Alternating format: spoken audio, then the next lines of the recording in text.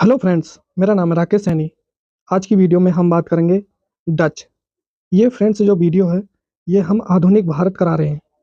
कल की वीडियो में मैंने पुर्तगाली कराए थे और आज की वीडियो में बात करेंगे डच।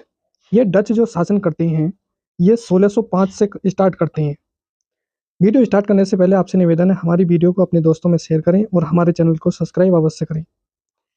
देखो 1600 में ये अपनी कंपनी स्थापित करते हैं डच ईस्ट इंडिया कंपनी, इस नाम से 1600 में।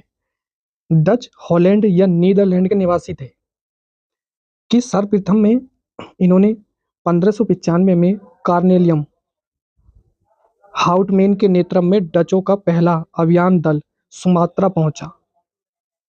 उसके बाद 1602 में विभिन्न डच कंपनियों को मिलाकर हॉलैंड की सरकार ने United East India Company of Netherland के नाम से स्थापना कर दी। उसके बाद में सर्वप्रथम 1605 में डच नौसेना नायक जो बादेर हेग के नेतृत्व में डचों का पहला अभियान भारत को भेजता है और पूर्वी तट पर स्थित मुसलिमपट्टम में इन्होंने अपनी पहली फैक्ट्री स्थापित करी है।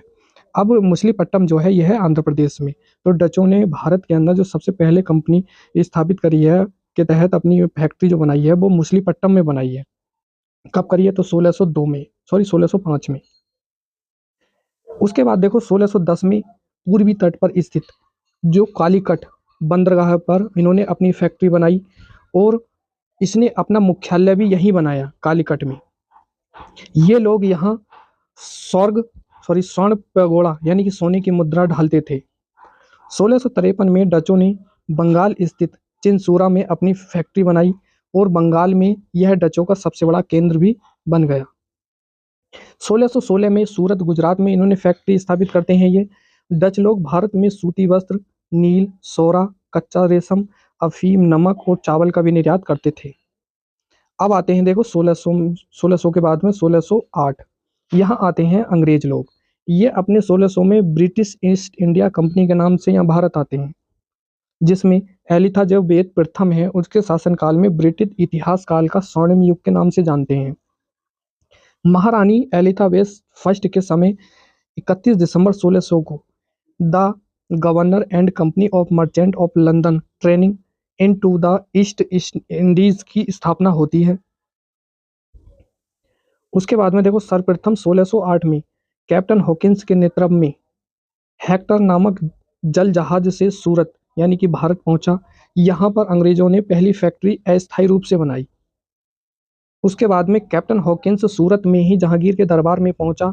जहांगीर ने 400 का मनसब इन्हें प्रदान दिया और खान या इंग्लिश खान की उपाधि भी धारण करी है। किसने? तो जहांगीर ने। किसको? हॉकिंस को। 1611 में अंग्रेजों ने पूर्वी तट पर स्थित मुसलीपट्टम में अपनी दूसरी फैक्ट्री बनाते हैं। ये 1613 में सूरत की फैक्ट्री को स्थायित्व रूप से प्राप्त हुआ और 1615 में ब्रिटिश सम्राट जेम्स प्रथम के अग्रदूत के रूप में सर टॉमस रो जहांगीर के दरबार में भारत आता है और यह 3 साल तक रहता है, यानी कि 1618 तक।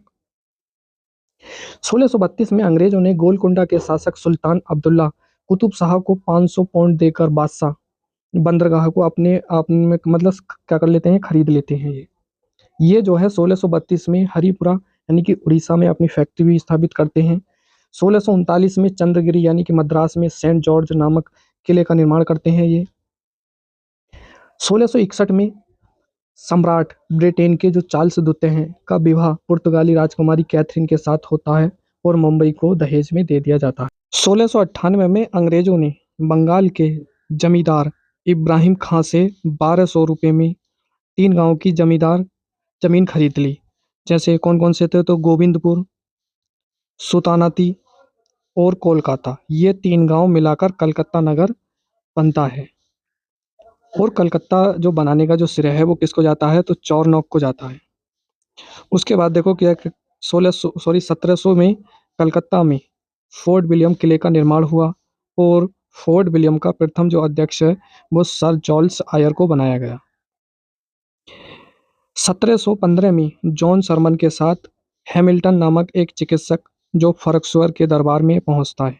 तो दोस्तों आज की वीडियो केवल इतनी ही रहेगी। जल्द ही इससे अगला टॉपिक्स यानी कि डेनिस ये डेनिस भारत आते हैं, कब आते हैं, इनके बारे में चर्चा करेंगे। तब तक के लिए धन्यवाद।